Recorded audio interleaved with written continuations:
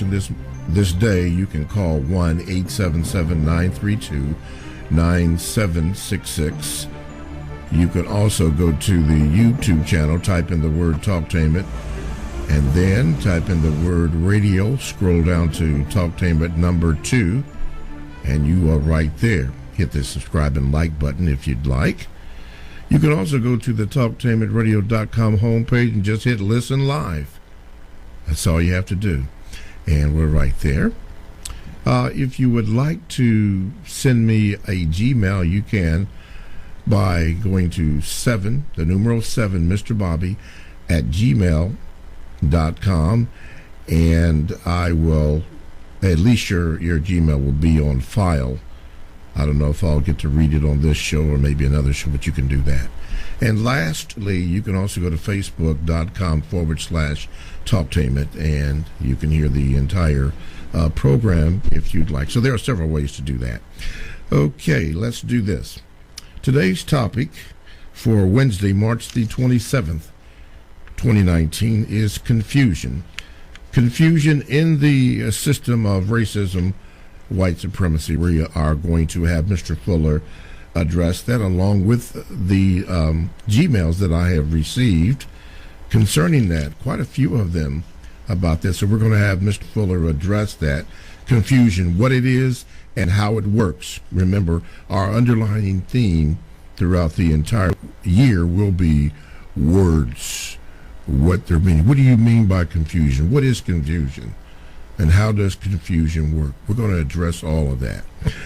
Okay, with that being said, don't forget, particularly you loyal listeners, but also some new ones too, don't forget to donate to the compensatory concept with Mr. Neely Fuller Jr. You love this show, but nothing in this life is for free. So make sure that you hit that donate button or just donate. Okay, let me present to some and introduce to others Mr. Neely Fuller Jr. He is live from Washington, D.C. Good morning, Mr. Fuller, and how are you?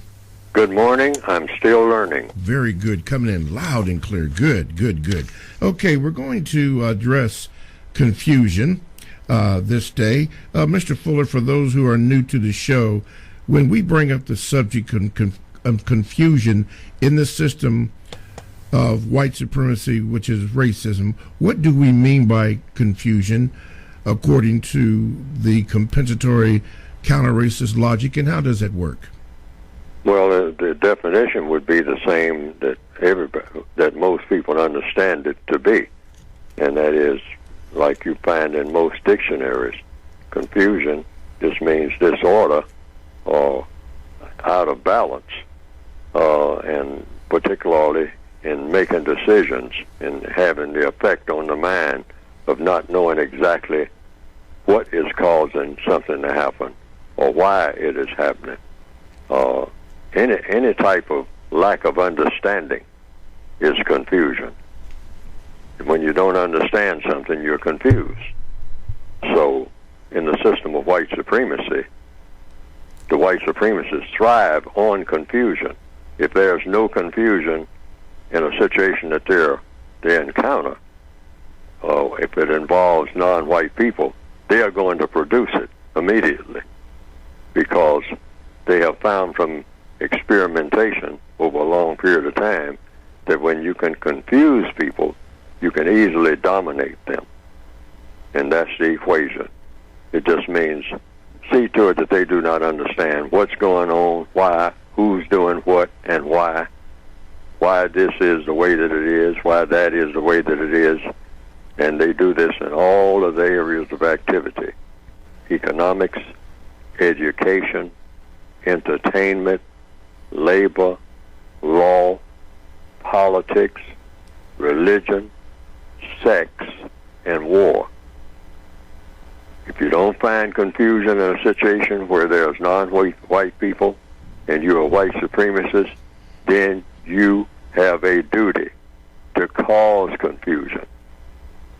If they seem like they understand something in a constructive manner and they're doing constructive things, that's a no-no. Get in there and disrupt that And how did you disrupt it in a smooth way without actually going around trying to kill everybody or beat someone up or whip them? That's one way that they usually, historically, have done it. But over a period of time, if they wanted to be what you call long-distance runners in dominating people, they found that it's much better if you can confuse the minds of people, get into their minds, have them going your way in all of the areas of activity, even and do it in such a way that they don't know that you're doing it. They don't understand that you're doing it. And in fact, the perfect situation is to have them doing something, them being in non-white people of the entire planet, doing something that is absolutely nonsensical, absolutely non-constructive to non-white people, and think that it is constructive, and think that they also are in charge of it. And now you have a perfect confused situation, according to the white supremacist strategists. As long as you get that confused result. Because, like I said, the record shows that if you want to dominate people for a long period of time or into infinity, the best way to do it is have them have a confused mind, and that your mind is not confused, and keep them that way in every area of activity 24/7, and you can dominate them forever. So what we perceive as being confusion, and it is confusion, but it is orchestrated by the racist white supremacists. Is that correct? Absolutely. And you can just watch the activities of black people, and you know, when you have people who they don't even know, they haven't stopped to think the reasons why they do what they do, that is non-constructive, and they don't stop to think about the origin of what they do. Drive-by shootings, the whole thing. Where did they get this from? Well, those ideas are not new, so that means that they are copying off of someone else. Now, who is that someone else? And who is feeding them that idea? That making death is a wonderful thing. Stacking up dead people. Just going around looking for people, you know, shoot into a crowd of people, and, you know, and run down the highways or drive down the highways and get away and go somewhere and reload and prepare to do it again. And somehow this is the natural order of things. But you weren't born doing that, so where'd that come from? Okay. Somebody taught you. So 1-877-932-9766 is the number that you can call to get in contact with the show and have Mr. Fuller address your concerns. Here's a Gmail. It says, Mr. Bobby, can you please ask Mr. Fuller what he meant on page 108 of the revised expanded edition, third paragraph before the use words as scientific weapons. Racists usually become greatly, if temporary, disturbed when their lies are exposed during a period when the lies must be believed in order that a particular plan to better promote racism functions effectively. What does Mr. Fuller mean by that? So let's go to page 108 of the revised revised expanded edition, and I see it. Do you have it yet, Mr. Fuller? I have it here, and what is that, the third paragraph you said? Yeah, he said you have it, or somebody has it in bold print. The use of words as scientific weapons. Oh, use. It says that's a directive. That's yes. a suggestion in on page 108 of the revised expanded edition of the textbook for victims of white supremacy. Use words as scientific weapons. That's a suggestion that I made as a remedy to helping to remedy the disease of white supremacy. Use words as scientific weapons, because that's what they do. Study and use words, the definition of words, and or the production of words in such a manner as to cause the white supremacists to decide to do one of two things. In other words, this should be, for victims of white supremacy, your intermediate goal toward the production of universal man and universal woman. And there's two things that you set as a goal when you start out in resisting white supremacy and trying to eliminate it and replace it with justice. And that is, number one, replace white supremacy with justice between people, or kill all of the non-white people of the known universe. Now, that's what you are trying to force the white supremacists to do. Why? Because whatever you do to oppose them, if they're not going along with it, that's what they're going to do anyway. They're going to kill all the non-white people of the known universe. You want to put them in that position where they have to make that decision. Either replace the system of racism with justice. That's one thing they can do, because that's what you're trying to force them to do or persuade them to do. And the other thing, if they can't do that or don't want to do it, you force them or persuade them to actually kill all of us, the non-white people of the known universe. And it's logical, because if you're opposing something that doesn't want to be moved, you leave them with no other option. That's what you want to do. Leave them with no other options. Try to narrow down the number of options that they have when you try to persuade and or force the white supremacists of this universe to stop being white supremacists. Mm-hmm. You're there. So if you're going to replace the system of white supremacy, that's number one. The logical thing that you would replace it with is a system of justice, because the system of white supremacy is a system of non-justice. Correct. It guarantees it. Now, if they don't want to do justice, then that leaves them with one other option. Which is? To kill all of the non-white people of the planet. And here's why you force them to do this, or rather, this is the suggestion that I'm making. Suppose they say, well, we're not going to do justice, so that leaves us one other option, because we're sick of you black people. We're just sick of you. We're sick of you.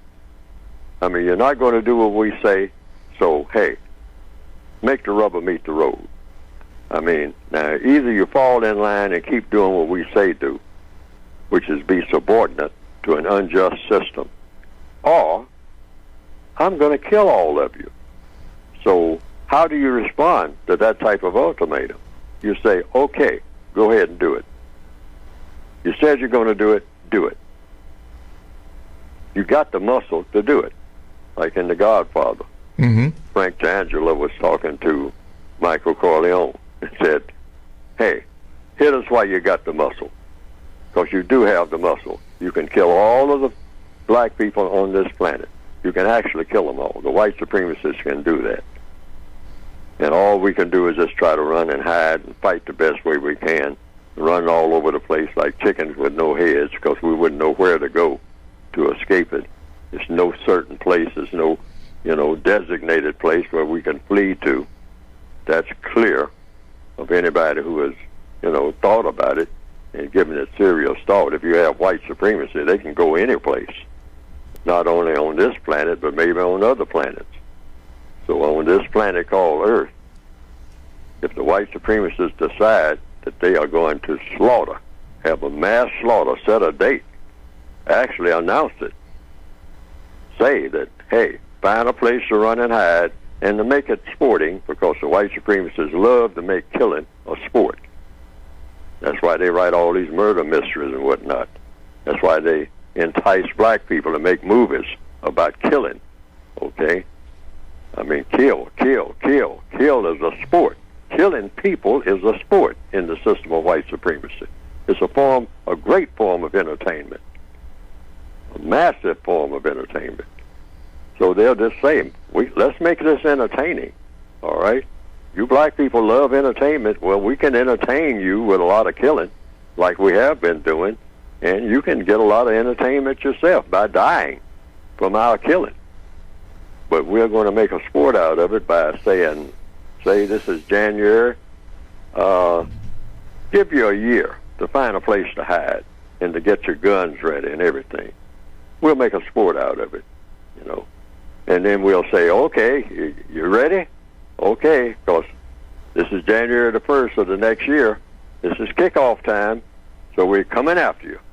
And we're going to kill you wherever we find you. Babies, everybody. Everybody black, you're going. The wagon is coming today, January the 1st of this particular year that they designate, and everybody agrees on. They're coming after you. Fight the best way you can. Run the best way you can. Hide the best way you can. But we are, when we find you, are going to kill you, and it ain't nobody coming to your rescue, because nobody got that kind of muscle. Now, this is exactly what black people are supposed to be trying to force the white supremacists of this planet to do, or do justice. Number one is to do justice. That's what we really should want. That's what I want. Yes. But they may decide, no, we're not doing justice under no circumstance. We're not going to give you... No, we're not doing justice. We're not in the business of doing justice. So we got another option.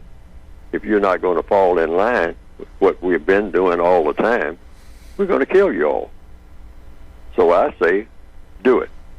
And there are a lot of black people who say, Fuller, don't invite that.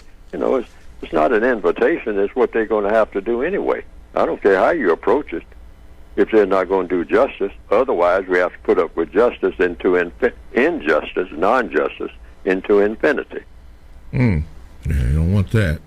Talktainmentradio.com is a 24/7 no-charge worldwide broadcasting facility with hosts delivering on various topics such as news, lifestyle, sports, law, health, wellness, religion, and politics. Now, here are a few shows that I will mention.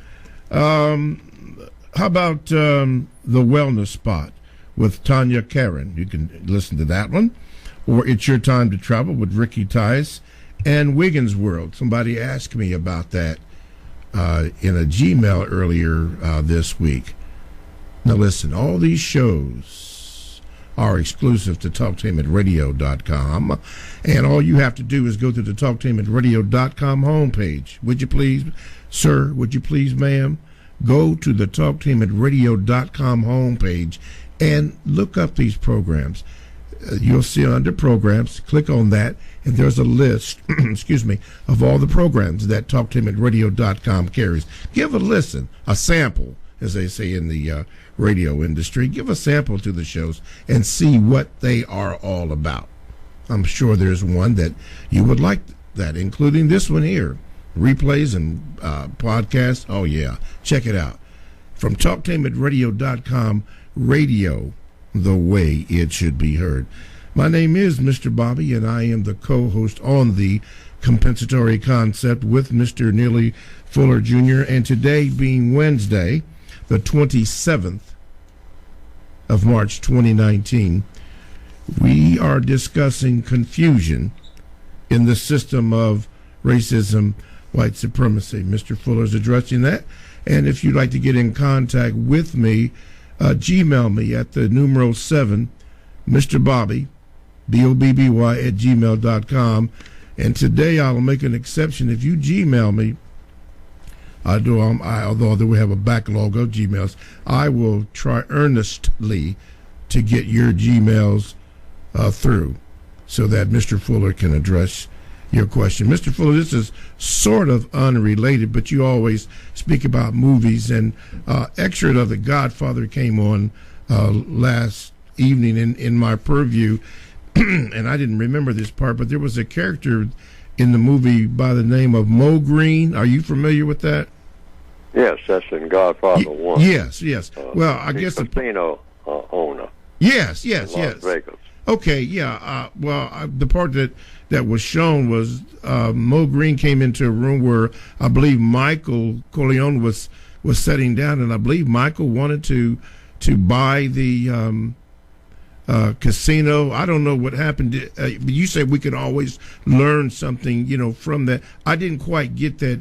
Did you remember that part? Yes, I remember, and that's a lesson in that. And I say that the lesson is Michael came there focused on one thing, and that is doing the business of getting into the casino business. So he was telling Mo Green that he was going to take over his casino, and that's the business he came there to do. Mo Green was thinking that might be what he had in mind, Michael, that is. So he apparently said, well, if I have a big party and we can get away from talking about the business of the casino and all like that, I can just entertain him. He's a young person, and if I have enough women here and enough wine and dancing girls and all that, and give him some gambling chips, he'll forget all about what he came here for. See, in other words, deception, confusion. Mm-hmm. Okay, and so he worked on his younger brother, Michael's brother, that is, getting him all set up for that particular meeting. But Michael was very well focused. Now, that's the lesson that I say in that. Mm-hmm. You stay focused. Stay focused. Okay. Yes, you walk into a situation and they was all set for have a big party. Now, that's something that the white supremacists do with black people. That black people are party people in the Northwestern Hemisphere and in other parts of the world probably too. And it doesn't take much. Always a party, Stretch out that one word. Stretch it out when you say it even. Yes, sir. Party. Mm-hmm. Okay? I've even heard black people talk like that. Start popping their fingers when they even say the word party. It's party time. Okay? That's to keep you from what? Concentrating on business. Yeah, focusing on the business, yes. But Michael said, hey, I'm here to do business, and I'm leaving tomorrow. And you think about a price on this movie. Yeah, he did say that. On this casino, because I am taking this casino. Yes. We're both gangsters, and you understand that, all right? I'm taking your casino. And so, but I'm taking it at a price. I'm going to give you a price, because that's the way we do business. Yes. And you think about a price. I'll see if I can meet that price. But you are going out of the casino business, and I'm going into the casino business. So you got 24 hours to think about it. Get rid of these party girls. Forget about the party. Mm-hmm. I'm not interested in your party. I'm here on business. Okay. Now, that is a definite lesson for black people.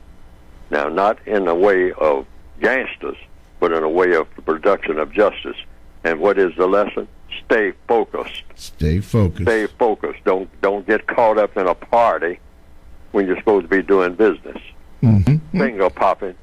I mean, they come out, you have justice. Right. And that's the only time this should exist with black people. Because I noticed that the whole time that the transaction was going on, that Michael was not smiling. He was, if you will, dead serious about the takeover of the casino. And of course, Mo Green's character, was extremely upset that this was going to happen. Even, I guess there had been reported Michael's brother had been around in public, and it was, I guess, bad for the Corleone family. And Michael, he was very, very focused on what he was about to do. Yeah, extremely focused. Yes.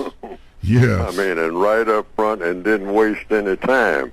I mean, he didn't sit around and talk and drink before he got to the point. Yeah. Yeah. He didn't sit in the girls on his lap and all that type of stuff that you expect to do in a place like Las Vegas, California, right. Nevada. Yes. He allowed himself to be distracted. Yeah, he said, hey, I'm here on business. Mm-hmm. I stick to business. And that's what we must do during this. Black people should be that way all the time when it comes to anything that has to do with take care of business. A lot of black people's meetings, when we have big conventions and whatnot, is about what? Festivity, carnival time, Mardi Gras time. And the white supremacists take advantage of that all the time. Mm-hmm. Yeah, because I have seen that where people get to laugh and joking around, and break focus on what they are supposed to be what there. They're supposed to be there for. Over and over and over and over and over again, all over the world. So we got to stay focused to cut down on that confusion. Okay, let's see here. Wait a minute. That's not the one I wanted. Let's see, Mr. Okay, yeah, here it is. We're speaking about confusion here, and Mr. Fuller probably, because we're coming up on a break, you're probably going to start answering, but have to continue it on the break. But this comes from Sam. He says this: I believe Mr. Fuller, I have heard Mr. Fuller say, you cannot call a white person a racist white supremacist without proof that they are a racist white supremacist. Doesn't the code say you will know a racist white supremacist by their thought, speech, words, or actions? If a white person through their thoughts believe that a non-white person is inferior, though through their speech and words say a non-white person is inferior and uses their actions to mistreat a non-white person, isn't that proof, Fuller, that white person is a racist white supremacist? Well, what the code actually says is in the system, using logic now, okay, the system of white supremacy, it's a prison system. Now, if I am in a prison, which I am in, if you're subject to or a victim of the system of white supremacy, if you're a black person on the planet Earth, you are a prisoner of war. White supremacy exists, proving that a white person is a racist. There's no way for a non-white person, a prisoner of war, to prove that the warden is incorrect about anything. Who are you going to prove it to? That's where the problem is. In the system of white supremacy, if you're black, and you point out a white person as being a racist, and the white person says, prove it. And the black person says, I can prove it because I say that you're a racist, and you're a racist because you did this, and you did that, and you did this. And the white person just sit there and look at you and say, oh, you are saying that I'm a racist, and you're proving it by yourself. Because you said it, that makes it true. And really, if you're a black person in the system of white supremacy, that's exactly what you're saying. Well, the proof is I said it. That's really what you're saying. Because there's nobody that you can go to who is not white and get to back up that proof. See, that's the key. Yes. You better go in, which means what? That the white person is proving it. You're not proving anything. You're black. You can't prove anything. You can't even prove that racism exists, that there is such a thing as racism. And if you say that a person is a racist, you better go get you another white person. If you're accusing a white person of being a racist, you better go get a white person to help you to prove it. In other words, so that white person will be the one who is doing the proving. That's the way that works. If you don't believe it, try it. Because no black person can back you up. There isn't a black person on the planet can say, oh, you said that Mr. Giddings is a racist, and you're black, so I'm black, And so I'm going down there and back you up. I'm going to say Mr. Giddings. I've had experiences with Mr. Giddings. He's Yes. white. Yes. And so I'm going down there and I'm going to vouch for you. Because you said Mr. Giddings is a racist, and I'm going down there and I'm going to second the motion. I'm going to say yes. And I say he's a racist too. Well, if you try that, you see if that will work. Because it won't. And the reason why it won't work is because the system of white supremacy will not allow that to ever happen. Period. And if they allow it to happen, stop and think about this now, is because that's what they intended to do in the first place. Okay. So that's the way that works. Yeah, that's the way it no works. black person can prove the existence of racism or prove anything in a system of white supremacy. Mm-hmm. There's not a black person on this planet Mm-hmm. that can. If you're a prisoner of war, you got no power to prove anything. So you have to not be a prisoner of war. See what I mean? Yes, sir. Anybody who's a prisoner of war, that's the best way for people to understand it, to understand war movies and stories and all like that. If you're a prisoner of war, you can't prove anything to the warden. So to cut... You can't even prove that you are a prisoner. The warden can say, oh, no, you're not a prisoner of war. You're in heaven. Mm-hmm. All right. And you say, warden, that's crazy. I'm not in heaven. I'm your prisoner. I'm in a cell. I'm in solitary confinement. I mean, you're talking crazy.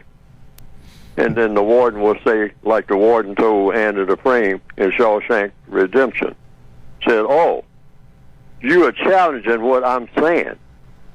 Okay, I'll prove to you that what I'm saying is better than what you're saying. A month in the hole. How about that?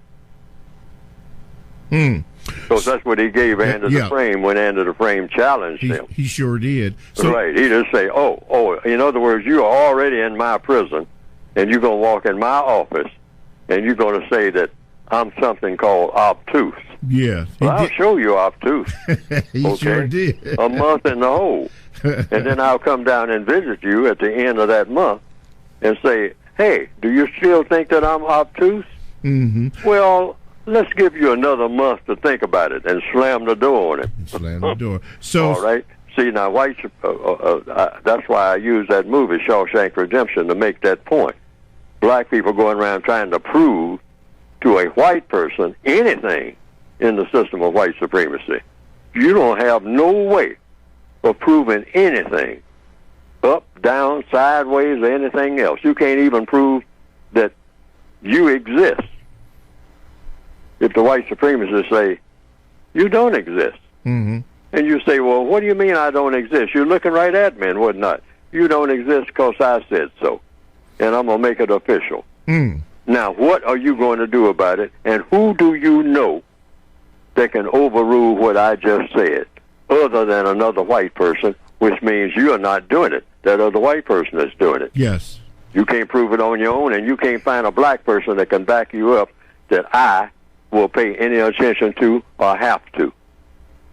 Yes. That's white supremacy, folks. That's You got to understand what you're dealing with. Mm-hmm. Exactly. So let's be clear. In order to not be confused, we have to understand, Brother Sam is right, that the verification that somebody is a racist, a black person cannot say that, but has to say, according to Dr. So-and-so, who is white, he said that you are a racist, not the black person. Okay, because that is the way the system of racism, white supremacy works. That's how they set it up. Asking. Mr. Fuller? Yes. Yeah, that's how they set it up. Not only that, that's self-evident. Yes. See, and black people who say Fuller doesn't know what he's talking about, all right, I say it to you, all over the world, try it. Yeah. Try it. Try to prove anything to a white person about anything, and you're black in the system of white supremacy, you better go get a white person to back you up, or you got no backing. Because no black person got the power to back you up, period. No matter if they protest till the cows come home. I wouldn't care how many black people hit the streets and all like that. That's not no proof of nothing, because the white supremacists, if they want to, can scatter all them black people in about 5 minutes. Oh, yes. Oh, yeah. Oh, yeah. If you think they can't, try them. Talktainmentradio.com. We go where you go. Download the Talktainmentradio.com app to your cell or to your tablet. That's radio the way it should be heard. My name is Mr. Bobby. I am the co-host on the compensatory concept with Mr. Neely Fuller Jr. And our discussion today is about confusion and about staying focused on what we must do in the system of racism, white supremacy. But this particular time, 45 minutes after the hour, we have Mr. Fuller discuss and talk about his book. Mr. Fuller, the floor is yours. Oh, well, the book is what right now we're talking about. We just went to page 108. 108, and that's what the book is about. It's about what to say, what not to say. Give some suggestions on what to say and what not to say. Suggestions, they're just suggestions. You don't have to do it, just as suggestions in opposing the system of racism. That's what the entire book is about, and replacing it with something better.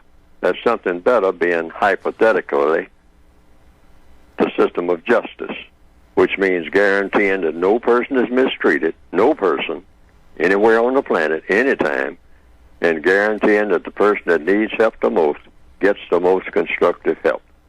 That is the goal, the tentative goal, and then the ultimate goal is for all of the people on the planet to become the type of people that they should have been in the first place when the first person was created, and have what we call quality relationships, maximum quality relationships in all areas of activity: economics, education, entertainment, labor, law, politics, religion, sex, and war. Have quality relationships between all people. As old country and western song says, nary is said a discouraging word. Everybody getting along in harmony, in justice. That's the way the world should have been. Now, people say that's utopian and all like that. Why not? Why not aim for that? We haven't had it. We've never had it in recorded history. But why not aim for it? Just because we've never had it doesn't say it can't be done. The theory is, and I certainly embrace it, it can be done, and it's our job to do it. The people who have heard of the concept of justice, the concept of harmony, the concept of people getting along in the best possible way, helping each other, not looking to hurt each other, not getting up every day like we usually do, looking around for somebody that we can curse out, looking around for somebody that we can throw something at or shoot at, because in the system of white supremacy, that's what we are directly, indirectly taught to do. So this textbook is designed to counteract that type of thinking and that type of action, and to eliminate the system of white supremacy. We make no apologies for that, or shouldn't. All right? Why? It never should have been invented in the first place. The system of justice is the thing that should govern people's behavior on this entire planet and on any other planet, guaranteeing that no person is mistreated. That's what the book is designed to help the victims to do. See, not just continuously begging the white supremacists to change, because apparently if they wanted to do that, they'd just do it. So we have to persuade them and or force them. And this textbook for victims of white supremacy is supposed to be designed to bring that about. You can get it by going to producejustice.com. That's producejustice.com. All righty. And thank you very much, Mr. Fuller. Okay. Don't forget to donate, everybody. Please don't forget that. Okay. We are discussing here on the compensatory concept this morning with Mr. Fuller. Confusion in the system of white supremacy, racism, what it is and how it works. And one of the things that you can take from this first hour is that we have, as victims, have to stay focused so we don't lose the perspective of what's going on. And with that in mind, we have a Gmail from Brother Weeks. He asked this, Mr. Fuller. He says, good morning, I'm still learning. He says, how can non-white people get past our need to, quote, show off to each other, Mr. Fuller? Oh, this is a big one. I mean, real important and something that should be talked about all the time. Showing off. This is the goal of millions and millions and millions and millions, if not the majority, of the black people of this planet, trying to figure out a way, getting up in the morning trying to figure out a way, ultimately, to do what? Show off. What do you mean by showing off? Just prancing around, doing anything to get attention. Get attention from whom? Mostly from other black people. If we tell the truth, that is really what we think about more than anything. All of our plans, when we are talking about, when we really get serious and talk about getting an education or going to Paris or going on a cruise or building a house or buying a house or getting a new car or doing anything, going and visiting your neighbors, in order to do what? In order to show off, if we tell the truth. Showing off is our ultimate objective for doing everything, for working hard, so we can do what? Make some money. Work hard.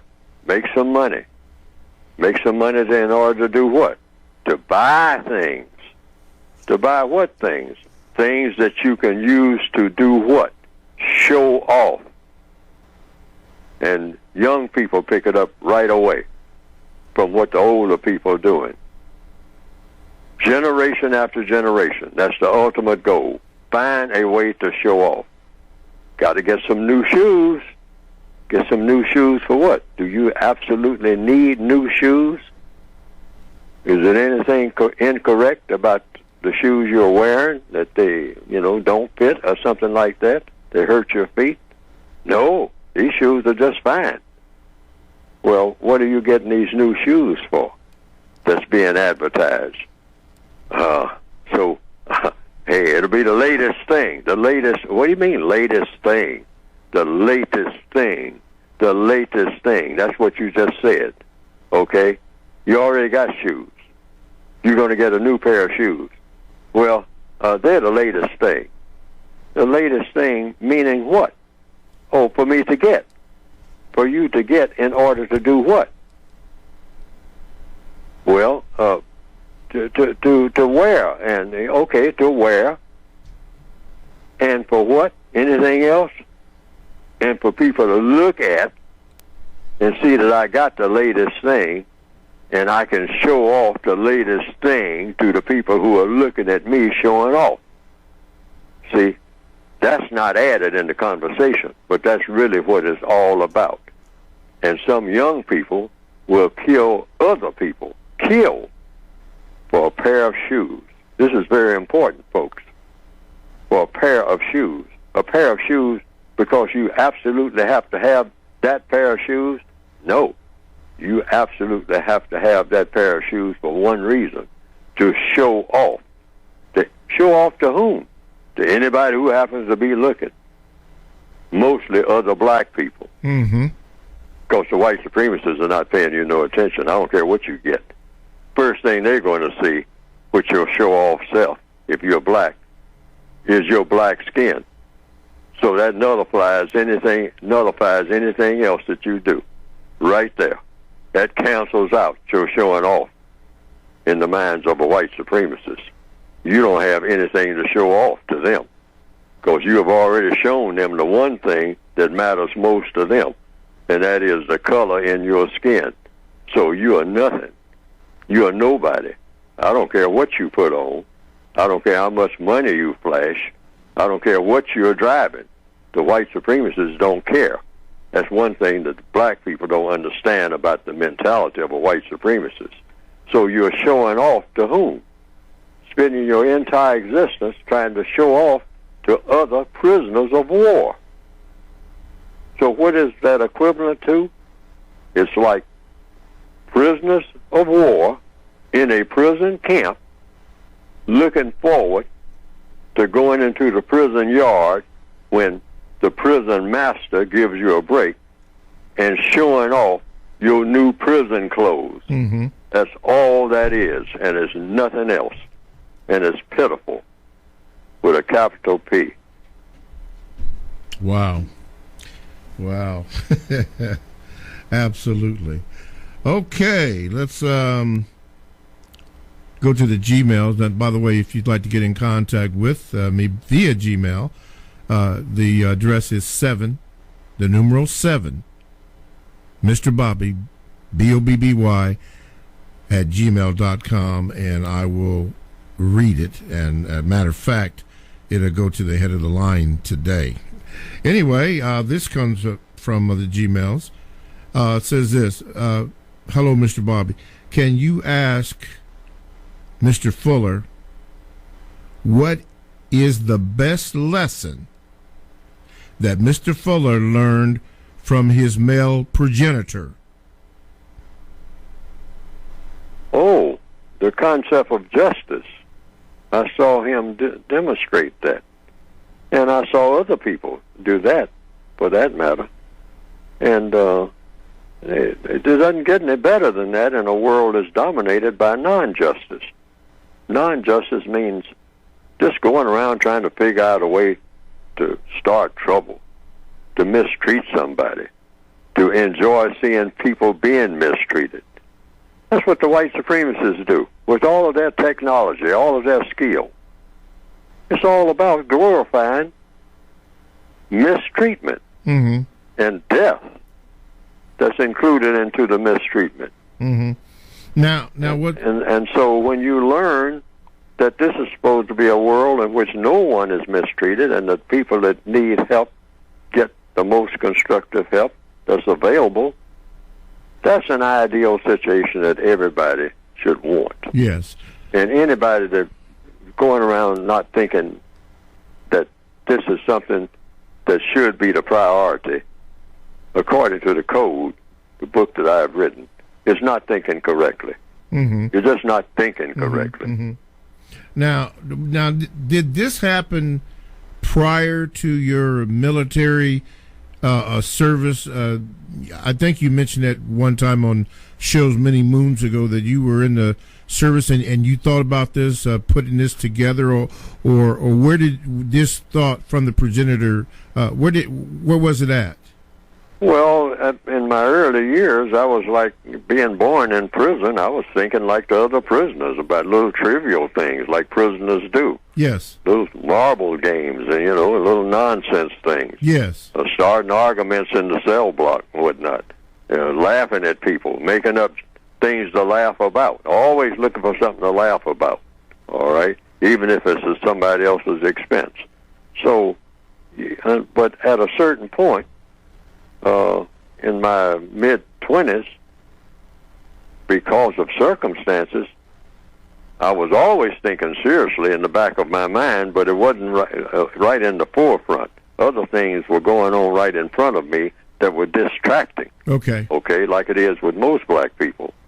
But when you just get to yourself, just take a walk in the woods where you look up at the sky, look at the birds, look at the clouds, and there's nobody out there but you, walking in the woods. You can tell yourself the truth about a lot of things because you have filtered out all of the distractions, all of the noise that usually surrounds you in the form of people. Yes, sir. Those people are poisonous, all of us. I'm poisonous, even now. Why? Because I'm in a poisonous situation. You can't be drowning in poison. and not be affected by the poison that you're in. Hold that thought, Mr. Fuller. Hold that thought. Talktainmentradio.com, the world's greatest radio the way it should be heard. Thank you for listening. Stay tuned for the second hour, and we're going to have Mr. Fuller pick it up about that poison stuff here on Talktainmentradio.com. Radio, the way it should be heard. You got the power. The views and opinions expressed are those of the host and guest and not necessarily those of Talktainmentradio.com, the management, the staff, or K&E World Network, LLC. Thanks for listening to The Compensatory Concept with Mr. Neely Fuller, heard exclusively on Talktainmentradio.com, the world's greatest radio. The most important question in all racial matters is why. Should always ask it. Radio, the way it should be heard. You got the power. The world's greatest radio. Talktainmentradio.com. Talktainment Radio, worldwide sound. Talktainmentradio.com. We give you a reason to come. The world's greatest radio. We give you a reason to stay. Radio, the way it should be heard. You got the power. The views and opinions expressed are those of the host and guest and not necessarily those of Talktainmentradio.com, the management, the staff, or K&E World Network, LLC. Live call-in talk show. Dial 1-877-932-9766 and join the conversation here on Talktainmentradio.com. This is The Compensatory Concept with Mr. Neely Fuller, heard exclusively on Talktainmentradio.com, the world's greatest radio. Radio, the way it should be heard. And now, Mr. Neely Fuller. If you do not understand white supremacy, which is racism, what it is and how it works, everything else that you understand will only confuse you. Only confuse you. Only confuse you. Okay, welcome to the second hour of the Compensatory Concept with Mr. Neely Fuller Jr. I'm your co-host, Mr. Bobby, and this is Radio, the way it should be heard. This is generally known as the Donate Hour. So there'll be an announcement about that later on in the program. But if you listen to this program, and a lot of you do, not just here in the concept called the United States.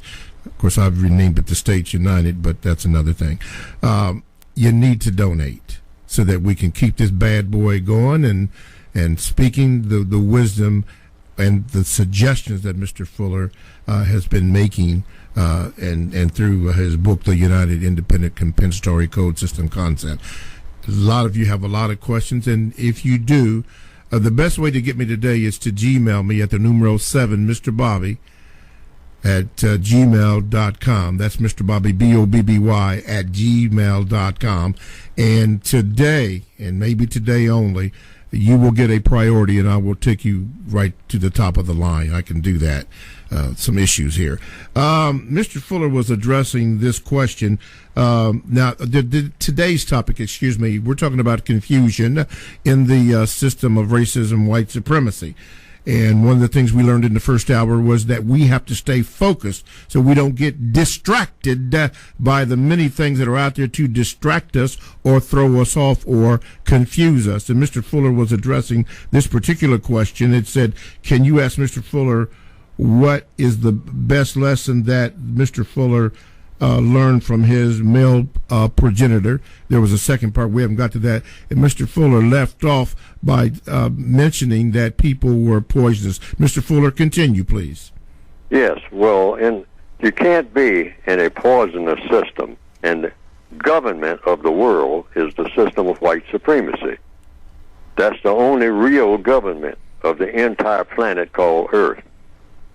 And it's a system that's designed to mistreat people through deception and through direct violence.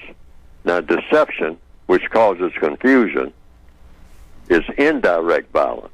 Anytime somebody's trying to fool you in order to harm you, I mean, it's not like playing little child games or something like that, but they're fooling you with the intention of doing harm to you, where you're going to lose something, including maybe your entire existence, then that is a form of violence.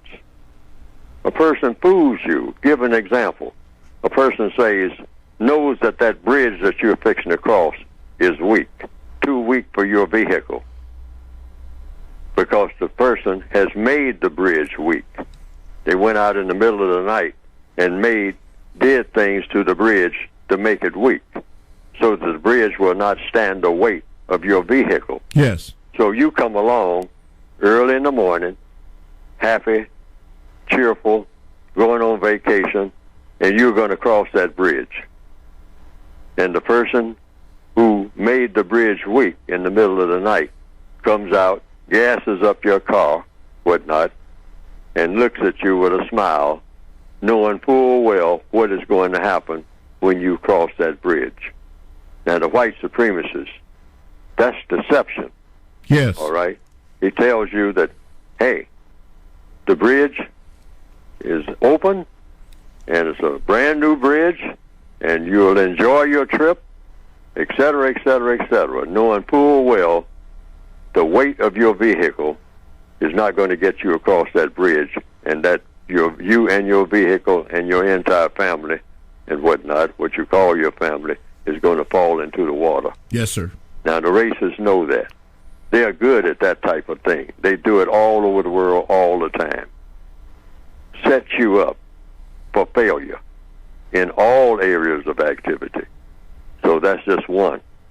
Okay?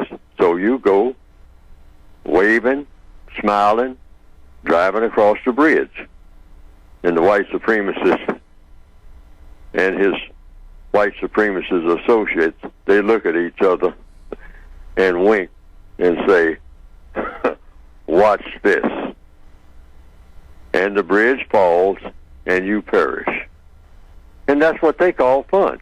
Yes. That's the white supremacist mentality. Mm-hmm.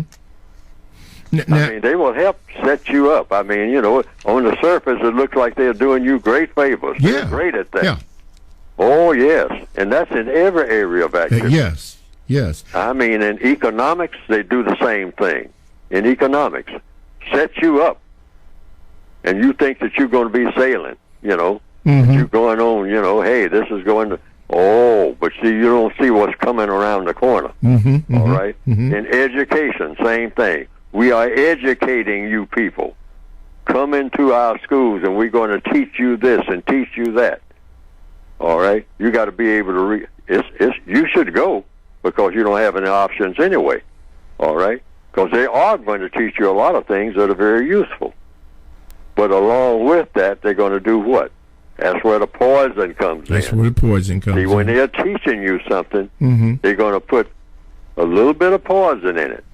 In economics, when they're giving you something, a stack of money, somewhere in that, they got some cyanide or something between the stacks. Yes. All right? It's poison in everything that they approach you with. Economics, education, entertainment. Oh, you want to be a black entertainer. Oh, okay. They come on in. They dress you up, and they just say, how much money do you want? You know, you're going to make this movie, you're going to do this, you're going to do that. See, but at the same time, they're going to put just a little bit. They don't have to put much, because poison has a way of doing what? Spreading. All right? So in everything that they got all glitzy and very attractive and all painted up and all suited up and extravaganzas all over the place and whatnot, they put just a little bit of poison in there, and you don't even notice it, but that poison begins to spread. And the next thing you know, what you started out to be a festive occasion mm-hmm. is going to turn out to be a total disaster.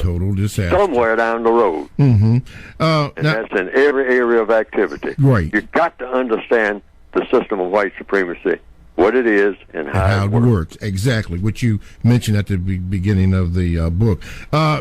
Before we before I have you answer the second part, you mentioned, since you gave this example about violence. Now, to follow the counter-racist code, would it be appropriate to understand what violence is and how it works, because you mentioned two forms of violence, direct violence and indirect violence. So you would have to know what they are and understand that. Would that be correct, following the counter-racist compensatory code?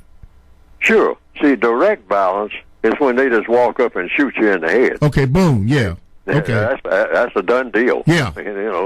That doesn't call for a whole lot of explanation. Even Ray Charles can see that. Yeah, right. You don't scratch your head about that trying to figure out what that's about. Okay. You're dead. That's what that's about. Gone. Okay. Now, the other is, and that's the one that they really like, because they can stretch it out and whatnot and enjoy it more.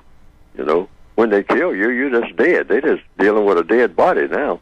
That's over right now. But when they can confuse you. Thank you. Over decades, just keep confusing you, having you doing stupid stuff and you don't know how stupid it is, okay? And they're just laughing all the way at your stupidity, at our stupidity. Yes, sir. At my stupidity, at all black people's stupidity, because we're supposed to be stupid forever. Okay? And how do you keep people stupid forever? Having them doing stupid things and think that they're doing something great. And they do that through confusion. By telling you that it's great. Anything stupid that a black person does, the white supremacists will walk up and say, keep it up, all right? I mean, and stupidity to your detriment. You're actually harming nobody but yourself and other black people, all right? Mass stupidity. So they'll help you do that in all areas of activity: economics, education, entertainment, labor, law, politics, religion, sex, and war. Anything that they see a black person has a talent for doing or has a proclivity, a desire to do. Yes, sir. They'll look at it and they'll help you do it, as long as they can figure out a way to make it non-constructive. All right? That's the thing to watch for. It's what you're doing. Is it constructive or is it non-constructive? And you should ask yourself, if it's constructive, how is it constructive? What does it actually produce that has a constructive effect? You're staying in the question mode. Yes, stay in that question mode and ask yourself these questions as you go along doing whatever it is you're doing. Is this constructive? And if it is constructive, how is it constructive? Yes, sir. Yes, sir. All right? You should ask yourself that question all day long, every day, regardless of what you're doing. Ask yourself, this thing that I'm doing, is it constructive or is it non-constructive? Because there's no such thing as in between. Every move that every creature makes, birds, bees, people, alligators, is going to have a constructive effect or a non-constructive effect on something or somebody. All right. The second part of that says this: under counter-racist logic, black males cannot be men and or fathers under this current system of non-justice, where people who are classified as non-white are not considered to be royal and or people. Would that be a correct assessment? Thank you. In the system of white supremacy, it's not possible for any black male to be a man.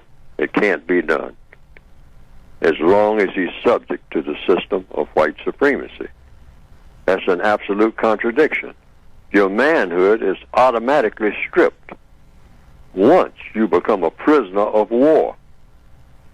You're not a man anymore. You've gone back to being a child permanently, as long as you're a prisoner of war. Because children are dependent on what? On men and women. So that's what being a prisoner is about. If you put it in that prison category, that's the best way to think about it, because a lot of black people have been to what you call greater confinement, according to the code, which is prison. All right? So you're in a baby state. You're fed by somebody. They tell you when to come, when to go. you have no control over anything. Now, a lot of black people say, oh, I run my own business. I got control over this. Oh, the white supremacists say, hey, you can have your own business in prison if I let you. Red in Shawshank Redemption, the movie, he had his own business. He was selling cigarettes and whatnot. The prison masters knew that. All right. So the world is a prison for black people. All right. In the system of white supremacy, the world is a prison, and the black people in that prison cannot be men and women. They can be males and females, but they can't be men and women. And the white supremacists now, since you are threatening, black people are becoming, since the 1960s or 1950s really, and increasingly more resistant to the system of white supremacy. So the white supremacists are doing what this dialogue is about this morning, confusion. So the white supremacists are saying, oh, we got to confuse them more than we ever have before. So that's why in the key areas of activity, and sex is one of the biggest ones, they are going all out to confuse black people of this entire planet sexually. Sexual confusion. So that you no longer want to be. If you're a black male, you don't even want to be a man. That's what it's all about. And if you're a black female, even though you want to be a woman is the womb of man. That's what woman means. And so she gravitates toward the company of a person who is a man. But it's very difficult for a woman or a female seeking to be a woman to ever become a woman. It can't be done unless she's paired off with a male who is a man. But the black female has to deal with boys. They never become men in the system of white supremacy. Mm-hmm. So that frustrates her, and it causes great confusion. And so she's just left out there. Left out there to do what? Well, the law of compensation says if you don't do one thing, you're going to do something else.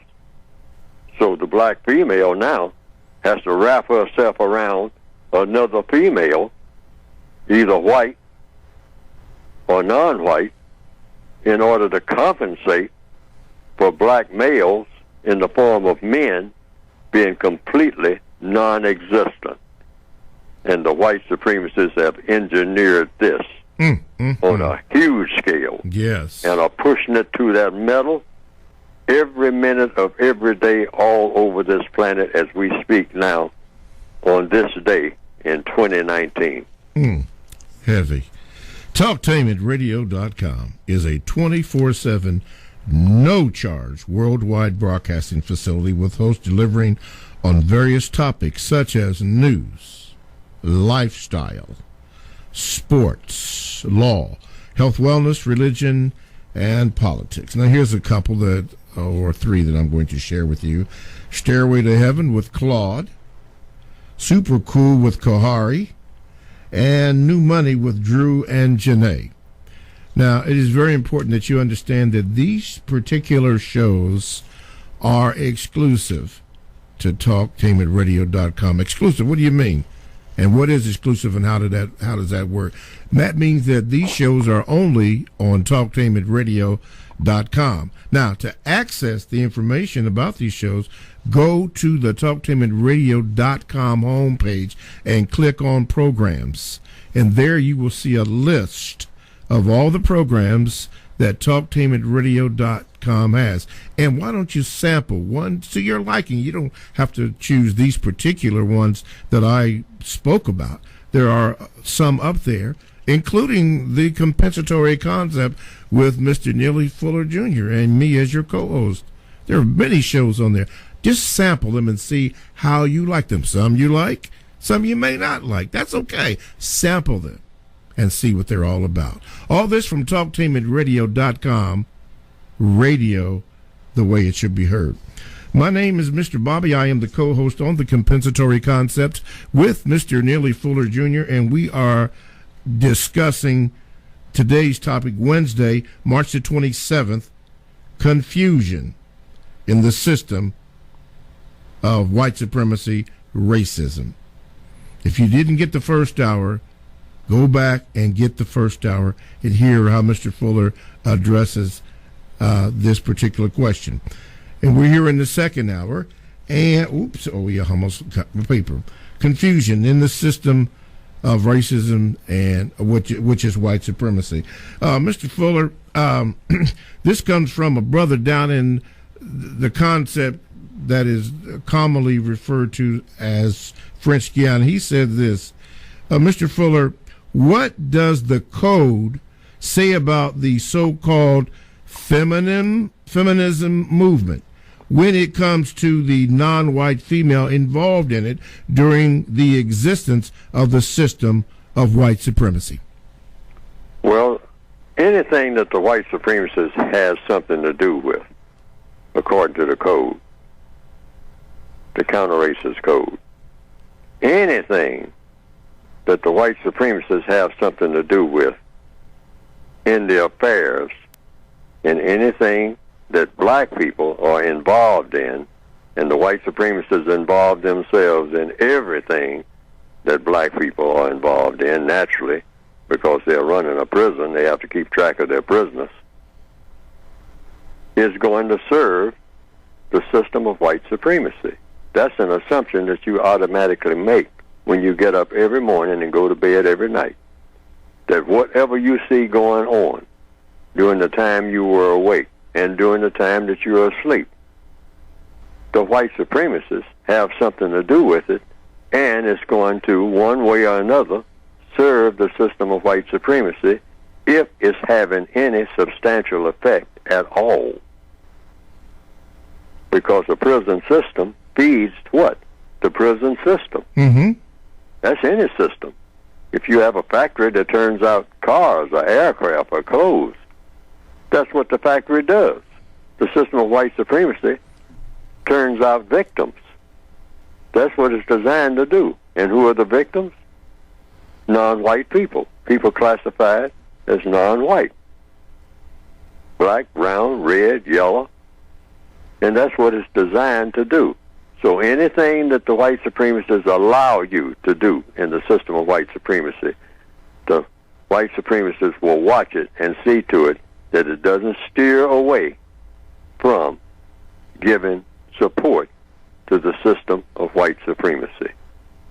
Now, the victims may not intend to be involved in anything that's going to help the system of white supremacy.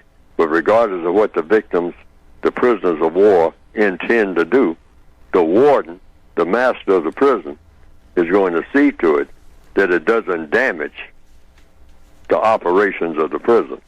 And as long as it doesn't damage the operation of the prison, in other words, everything just keeps going smoothly in the prison system, they really don't care. So a lot of black people will think that they're doing something that's really great, but if when you examine it in detail, you will say, does this help to support the system of white supremacy? Mm-hmm. Either directly or indirectly? Or does it do any harm to the system of white supremacy, directly or indirectly? And the answers to those questions, when you examine it, well, there it is. If it's not helping to support the system of white supremacy and not doing harm to the system of white supremacy, then what you're doing really doesn't count for very much. You're just biding time.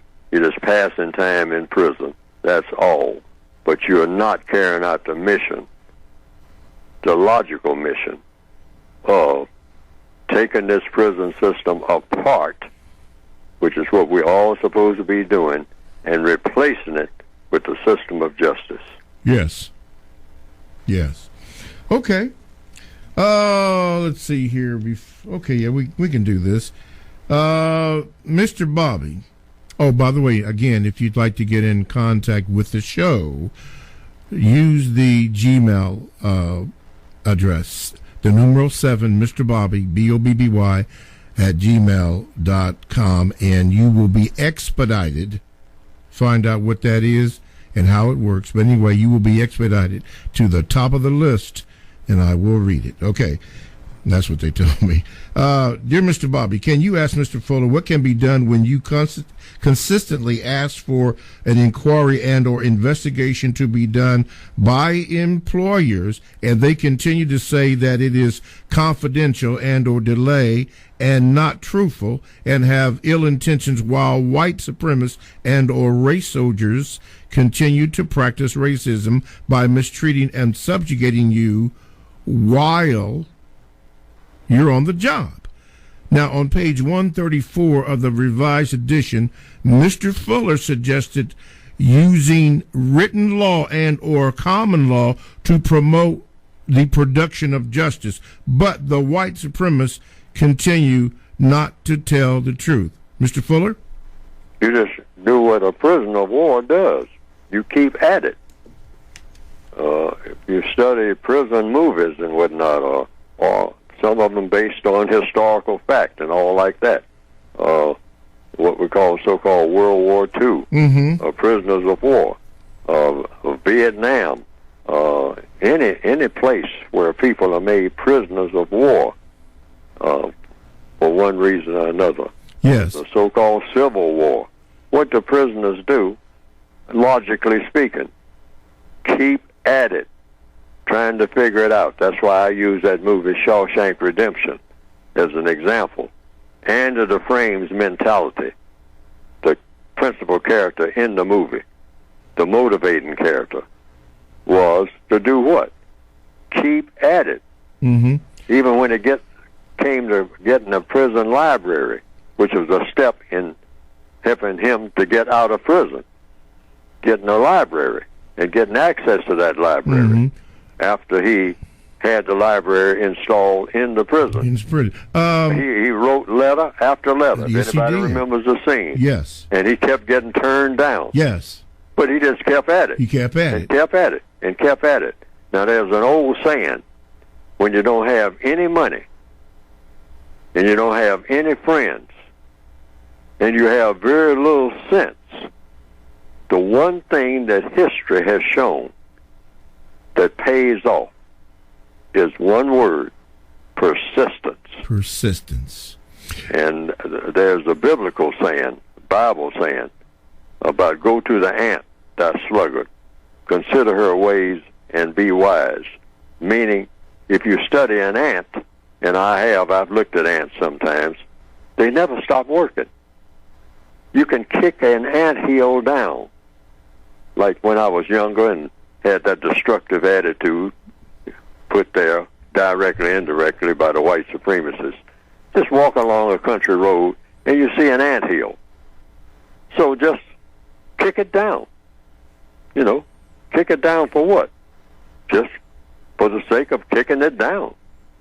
You know, kicking down the ant's home. That's what you're doing. And I used to do that on country roads many, many, many years ago. But I would come back and I would see those ants doing what? Putting that anthill right back, just like it was. I mean, and they would start doing it the minute they hit the ground. They didn't wait. They didn't walk around feeling dejected or in despair or saying, I'm giving up. No, ants don't give up. Ants do what ants do, and that is what? They got that one word. There's one thing that you can notice about an ant. Even an ant in a glass jar, trying to get out of that jar. If you walk away from that jar, seeing that ant trying to crawl up the wall of the jar to get out of the jar and keep sliding back down, you come back 3 days later, that ant is still trying to do just that, trying to figure out a better way of doing it. I mean, but it never gives up. Never. And so that's the lesson. Okay. Hold that thought there, Mr. Fuller. Gmailer indicated something on page 134, and he says on page 134, the revised edition, Mr. Fuller suggested using written law and or common law to promote the production of justice, but the white supremacists continue not to tell the truth. They delay my applications. They use my care unit against me to destabilize my ability to maintain some form of well-being in all areas of people activity. What can a victim do? The victim can only persist. I kept using that word persistence because that's all you can do as a prisoner of war. You can persist. You can keep making the same point that you started out making. And keep saying it over and over again. Why? Because the alternative is to stop doing anything at all. And that shouldn't be an option. That's why I use the ant as an example. Yes. You would think that an ant, after you kick that anthill down 12 times in a row, that the ant would give up in making ant hills. But ants make, a certain species of ants make ant hills. That's what they do. So regardless of what storm comes, yes, what vehicles come, yes, whatever comes, that ant is going to say, I am an ant. And I am an ant that has the quality built into me to make ant hills. So ant hills is what I'm going to do, as long as it's possible for an ant hill to be made. Yes. And no matter how much you try to destroy that in me, I am never, ever going to stop doing what I'm doing. Yes, right. And so that is it. I got you, Mr. Fuller. I remember Charles Terry told me once in 1973, he said, man, I can't quit. Now I understand. Okay, let's go to the phone lines. Caller, you're on with Mr. Fuller. What is your question? I don't have a question. I want to talk under the PGQ. You mean VGQ? Yeah, who? Did you say PGQ or VGQ? PGQ. Okay, I'm not familiar with that term, but go ahead, sir. Oh, victims qualified. Oh, okay, VGQ. VGQ. Okay, I got you. On the item of confusion, the white supremacists, as we know them, are not the elites, and I think what I'm saying, there's a confusion that the white supremacists are in control, but that they are not. What I'm saying, they're not the brains of the paradigm. And I say that because when we look at the assassinations of Martin Luther King and we look at the assassination of Malcolm X, and Martin Luther King in particular, he was assassinated because the white supremacists,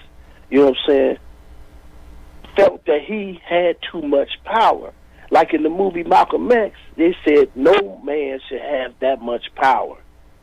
And white supremacists are all about power, right?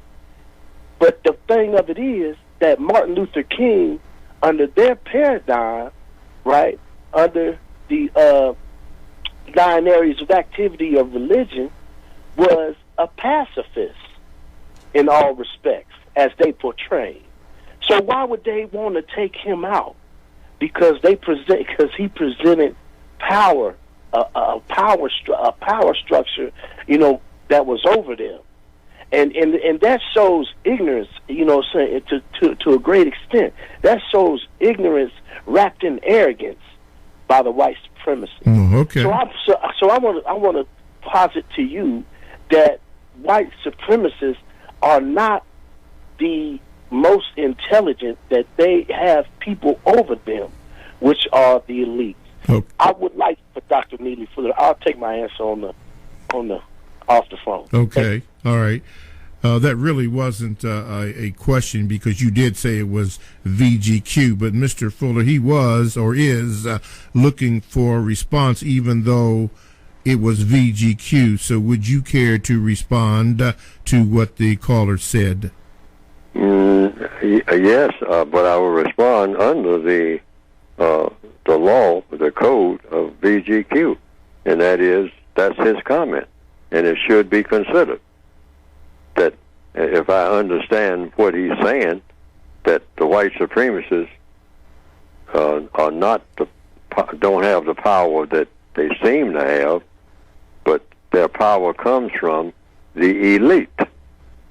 Something, I think he used the word elite. Is that correct? I believe he did, yes. And so the question could be raised, are the elite white supremacists? So it's still white supremacy if I understand what is being said.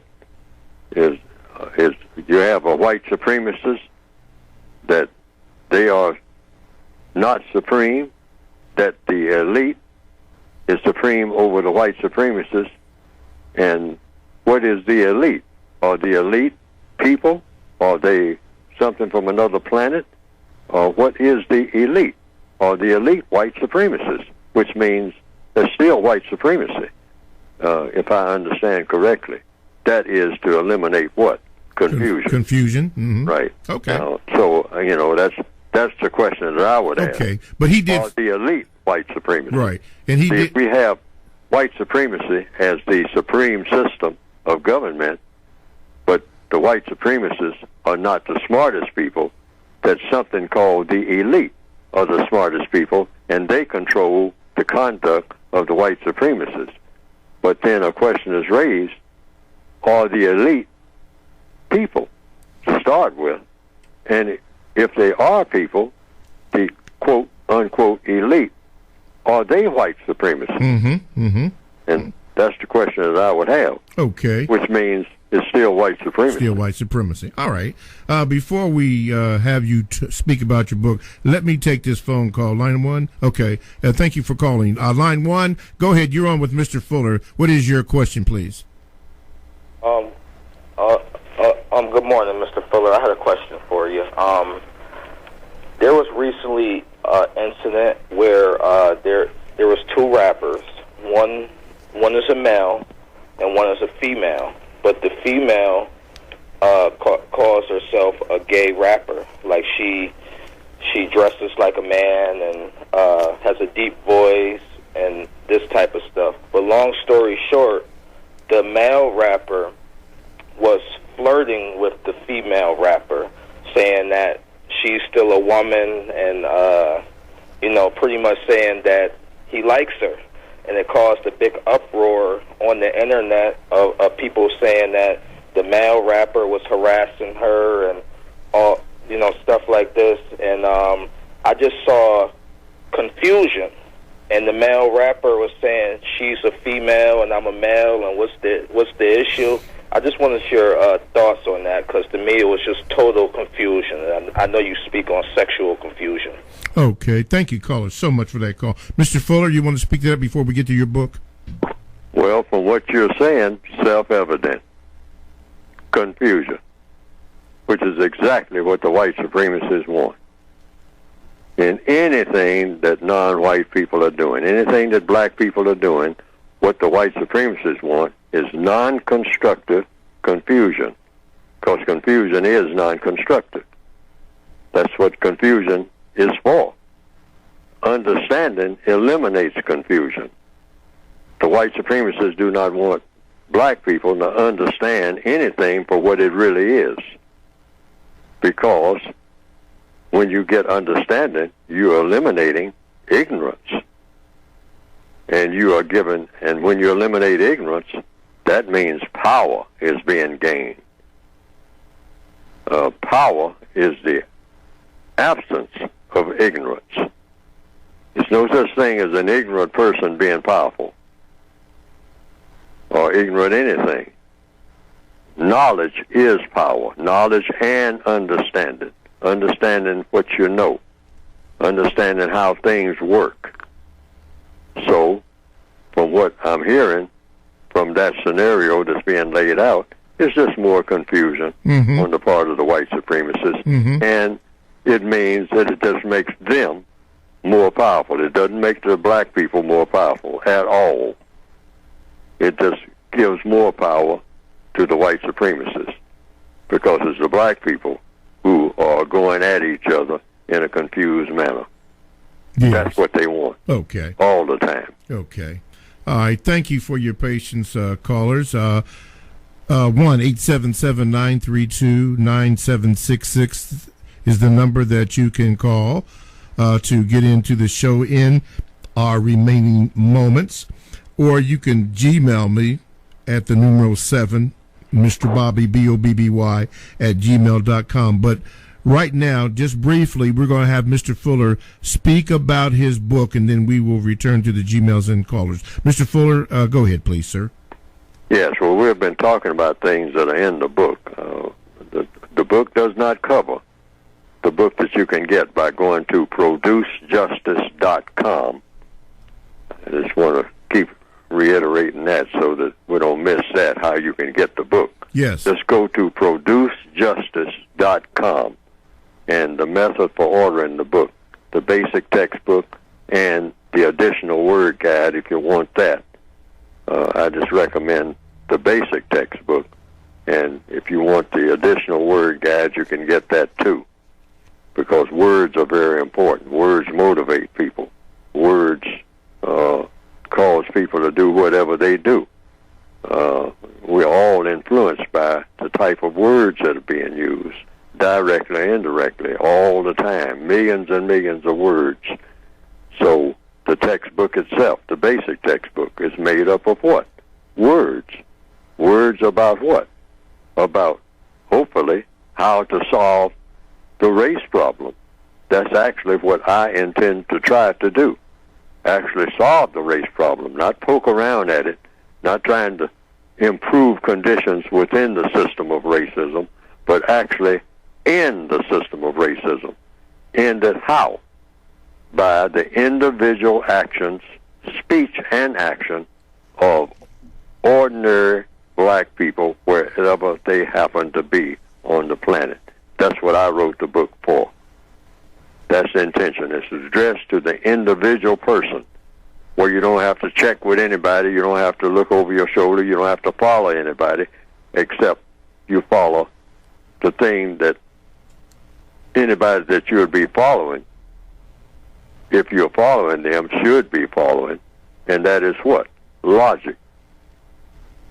The book, the way I have written it, is designed intentionally, hopefully, to help the individual black person, non-white person, to find the logic that will cause him or her to speak in a certain way that will always have a constructive effect for them as an individual person or for others, or to act in a way that will always have a constructive effect.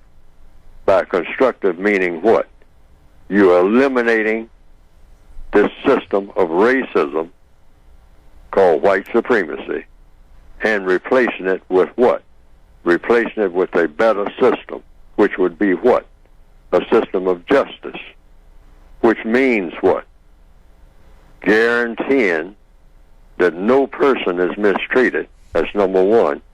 And number two, guaranteeing that the person that needs help the most gets the most constructive help.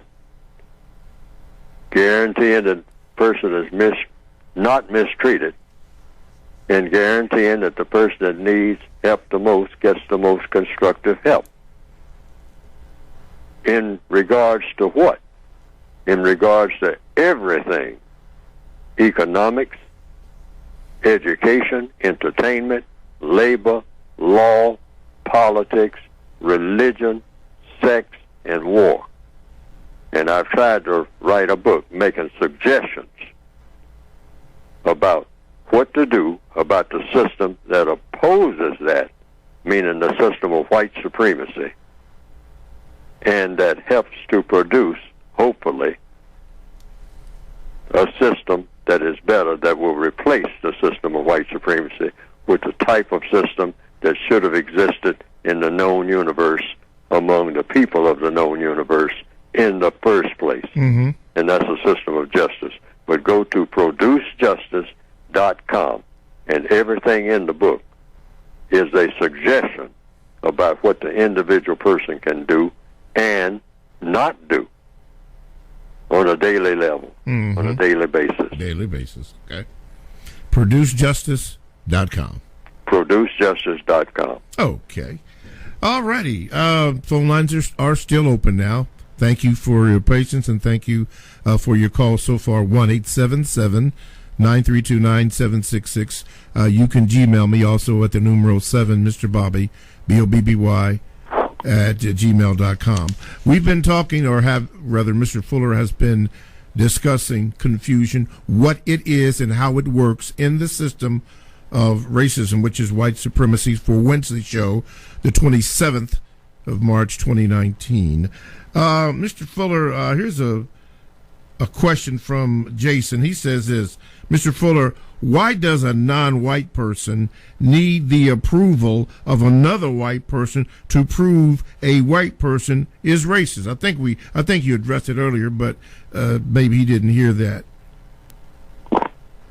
The reason why, under compensatory logic, is that in a system of white supremacy, one prisoner cannot prove to the warden anything by going and getting another prisoner to make that proof. Prisoners of war, that's what black people are in the system of white supremacy. War was declared on black people before any of the black people on this planet who are here now were born. And they were put into captivity. Every black person on the entire planet is a prisoner of war right now in 2019. That's the hypothesis. Now, that's either true or false, but you start with that as being the truth. A prisoner of war. So if I go to the warden, as an example, I'll try to make it simple. I'm a prisoner of war. So I go to the prison master, and I say, I'm being mistreated down in my cell block. And I'm being mistreated by one of the guards. And I want it stopped. Mm-hmm. And so I bring with me another prisoner to help me to tell the warden that I'm being mistreated. Now, if the warden has made up his or her mind, the prison master has made up his or her mind that there's no mistreatment, and I say, well, I got proof, because I got my fellow prisoner here. And he saw it. He saw me being beaten down there. And that's against the prison rules under those circumstances. And the warden says, and I'm going to believe him or her, your fellow prisoner, against one of my guards? Are you kidding? Get back in your cell. Now, I'll say, well, but I'm giving you proof. And not only that, I can prove it by everybody in my cell block. I mean, if you bring them all up here, they will agree with me. And the warden would just simply say with his feet on the desk, he's not even being uncomfortable about it. He's not uncomfortable at all about what I'm saying. Why? Because he's the prison master, that's why. That's the system of white supremacy, folks. You can't prove nothing. If the warden decides, I'm not paying any attention to you and what you're saying about your condition, and I don't care how many prisoners, fellow prisoners you bring up here. Now, if one of the guards come up and say that the other guard is mistreating you, now I'll listen. Why? Because they are equal. They are my guards. They are prison masters along with me. So we will decide whether this is true or false. Mm-hmm. But you can't bring a fellow prisoner up here and prove nothing to me. And if he stays in my office after I tell both of y'all to get the heck out of my face, and you all refuse to go, you and your so-called proof is going to be in solitary confinement. Just like Andy Dufresne when he said obtuse. Just like Andy Dufresne, right. I mean, he couldn't go and get red to prove nothing to the warden. That ain't going to work. No. You can't get a fellow prisoner to do that. It won't sir. work. No, sir. And any black person who thinks that they can pull that off, I say try it. Don't listen to, like I say about everything in the code, don't listen to Neely Fuller say something and take that, and you walk off with it thinking you can take that to the bank. You put it to a test. Yes. That's the best way. Okay. Well, okay, that's our show for this day, Wednesday, the 27th of March, 2019. Confusion. We got a good show coming up next week about contradictions to the wanting to produce justice. We're going to have Mr. Fuller address that. But thanks for listening to the compensatory concept with Mr. Neely Fuller Jr. Thank you for your calls. Thank you for everything that has happened here. And Talktainmentradio.com, the world's greatest radio the way it should be heard. We will see you Talktainment Radio, worldwide sound. Talktainmentradio.com. We give you a reason.